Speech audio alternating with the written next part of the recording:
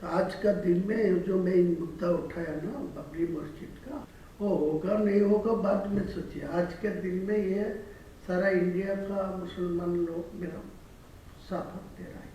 मतलब यहाँ पे आपका मतलब सिर्फ मुर्शिदाबाद का मुस्लिम लोगों का सपोर्ट मिल रहा है या पूरा राज्य से? पूरा स्टेट का, पूरा स्टेट का मिल रहा है ना? पूरा स्टेट का मुसलमान का सपोर्ट मिल रहा है। देखिए ना, 6 दिसंबर फ्राइडे था, वो फ्राइडे में मैं लीम रखा गया। तो लीम रखने के बाद जो फ्राइडे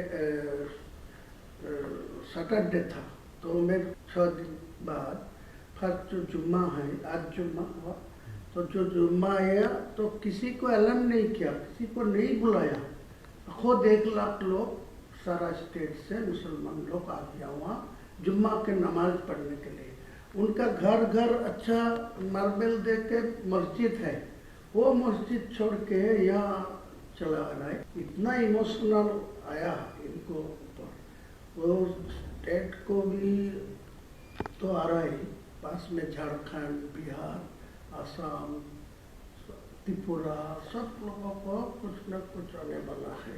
आज 2 लाख नमाज पढ़ने के लिए। वो या कोई नमाज मस्जिद पर कोई कंस्ट्रक्शन शुरू नहीं हुआ, वो फरवरी मंथ में होगा शुरू। लेकिन इतना इमोशनल है, वो फर्स्ट जुम्मा आएगी पिछला शुक्रवार, वो भी फ्राइडे में आ गया 1 लाख लोग। आज का वो डबल हो गया 2 लाख लोग। मान लीजिए यहाँ पे आपको अगर इधर टीएमसी का हटाना है, ये आपका अगर इरादा है, तो यहाँ पे 2 डिवीजन करना पड़ेगा।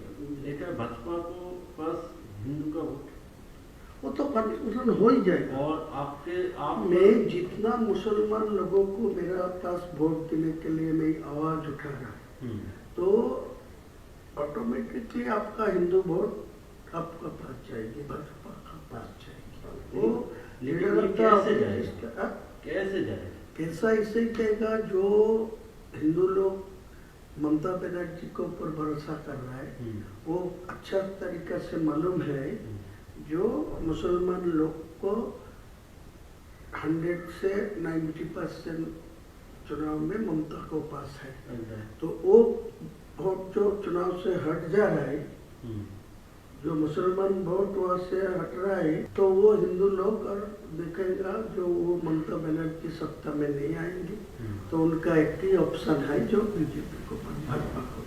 मैं सीधा बोलूँ कि जो मेरा को और वोट डालो, मैं वहाँ चीफ मिनिस्टर जो ही बनेगी, मेरा को निर्णायक भूमिका मेरा निर्णय चाहिए, मेरा हाथ पर आएगी, तो मैं अगले दिन चीफ मिनिस्टर जो होगी वो हिंदू लोग की होगी। मेरा कोई टारगेट नहीं है चीफ मिनिस्टर बनना, लेकिन जो लोग बनेगी उनको मेरा पास 80-90, 294 से 80-90 मेरा पास रहेगी, तो मैं अगले दिन वो चीफ मिनिस्टर को सपोर्ट देने के लिए मैं ये एजेंडा रखूँगा। मतलब भाजपा से अगर चीफ मिनिस्टर बनेगा तो आप सपोर्ट देंगे? पूरा सपोर्ट देगी, कोई दिक्कत नहीं। मैं ममता को किसी कीमत में नहीं आने देंगे।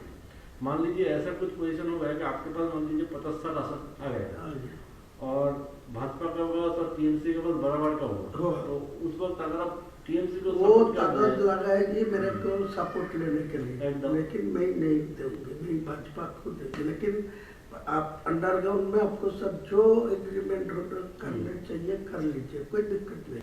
लेकिन पहले मैं ये आपको खिलाफ भी बोलूंगी, इलेक्शन भाजपा के खिलाफ बोलना चाहिए, नहीं तो ये वोट इकट्ठा मेरे पास नहीं आएगी, फिर वो ममता बनर्जी को पास डाल देंगे। मेरा जितना ममता बनर्जी को खिलाफ बोलेंगे उतना ही भाजपा को खिलाफ बोलेंगे। वो लीडर ऑफ द अपोजिशन को सब मेरा पास हुआ, और शुभेंदु अधिकारी, हाँ वो शुभेंदु अधिकारी बोला जो अब दिल्ली जाएगी 22 तारीख को बाद, मैं भी जाऊँगी, अलग करके आपको सेंट्रल लीडरशिप को सब बात करा दी। फिर डायरेक्ट और जो मोहन यादव जी है ना, मध्य प्रदेश का चीफ मिनिस्टर मोहन यादव, वो मेरा साथ कनेक्शन रखते हैं। वो लोग बोला जो पीएमओ के साथ मेरा बात हुआ, आपको साथ कनेक्शन रखने के लिए वो वो लोग, उसका सीएम भी आपके साथ कनेक्शन रखा हाँ है? सीएम डायरेक्ट मुझे नहीं, हम लोगों को इन्फॉर्मेशन था आसाम का सीएम। आसाम का जमींदारी दिया, लेकिन बाद में पीएमओ आसाम को जोड़ के रखा, लेकिन डायरेक्ट मोहन यादव जी को मेरा साथ बातचीत करने के लिए, तो दोनों को ही मेरा कनेक्शन में है। आपको 100 से 110, 20 तक जा सकता भाजपा, लेकिन आपको 148 नहीं मिलेगा। जितने ही शुभेंदु अधिकारी जी बोली है उनको मैं बोला, तो बोले ठीक है आपको तो जोड़ के, और मोहन जी मुझे बताया जो आपको जो 70-80 जो सीट आपको मिलेगा तो डायरेक्ट आपको डेप्यूटी दे दूंगा, मेरा सीएम होगा आपको डेप्यूटी, ठीक है डेप्यूटी सीएम, वो तो बढ़िया है। नहीं ये तो ठीक है, ये हम लोगों की काफी सोच यही है। ये कहना है कि ये जो मुस्लिम लोग हैं इनको तो आपको गुमराह करना है ना, इसको आपको कुछ हद तक जाके इसको बेवकूफ भी बनाना पड़ेगा।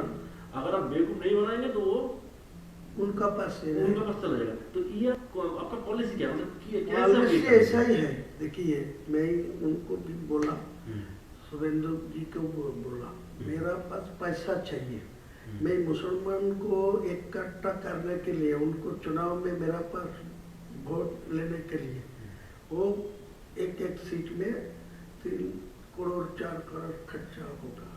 वो जो टीएमसी वाला जो है सत्ता में है वो पैसा ज़्यादा नहीं देते, लेकिन आज के दिन में जो नया नया मेरा मुसलमान को जो उम्मीदवार खड़ा करेगी वो सब शिक्षित मतलब होगी, साक्ष्य भावमुक्ति होगी, मुसलमान को पास उनको ज़्यादा इम्पोर्टेंस भी है, लेकिन मेरा पैसा का जरूरत है। आपको टोटल कितना पैसे का जरूरत है जो आप ये आपका जो लक्ष्य है इसको पूर्ण कर सकते हैं? नहीं, पूरा लक्ष्य होगा 1000 मिलेगा तब बहुत, मतलब 1000 करोड़।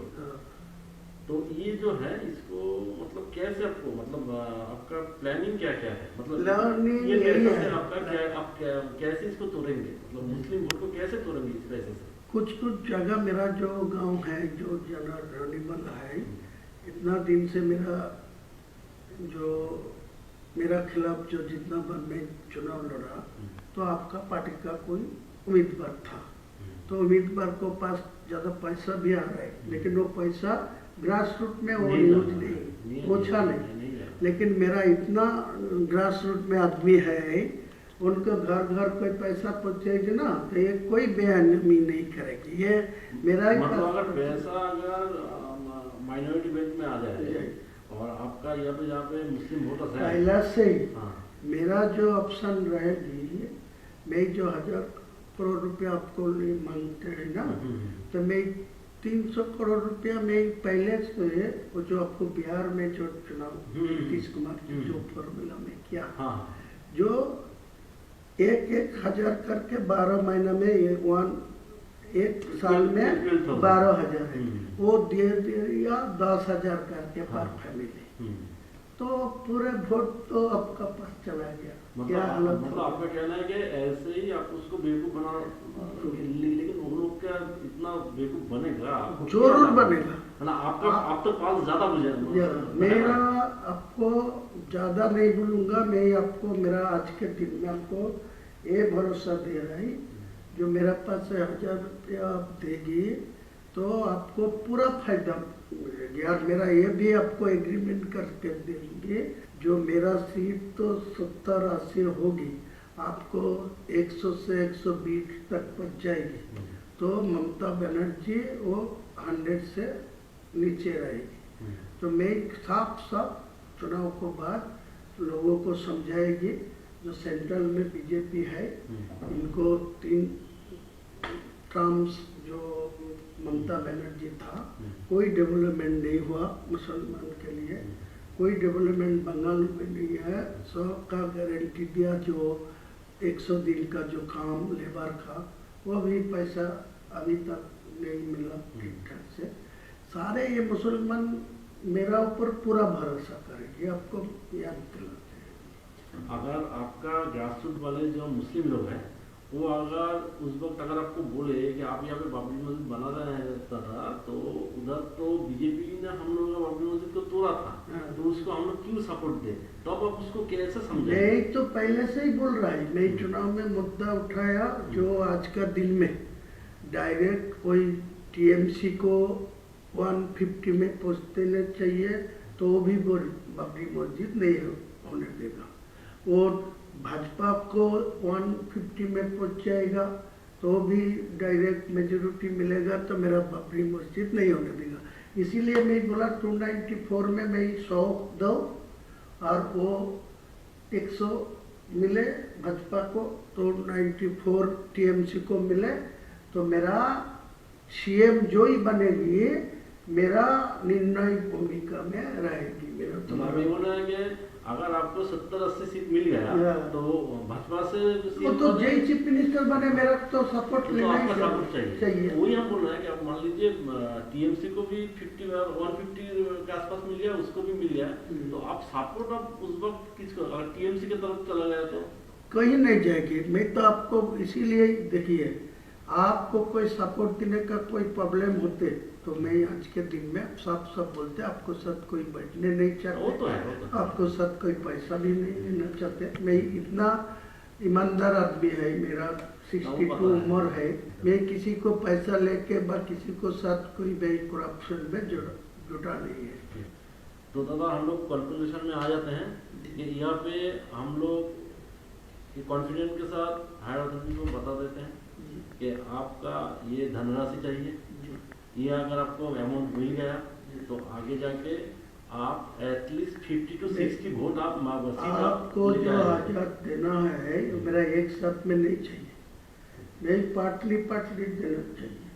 मैं जो 22 तारीख रैली में जो बाबरी मस्जिद का जो लिंब रखा उसी दिन मेरा 82 लाख खर्चा हुआ, तो उसी टाइम तो पैसा भी नहीं था ट्रस्टी में, ओनली फॉर 5 लाख था।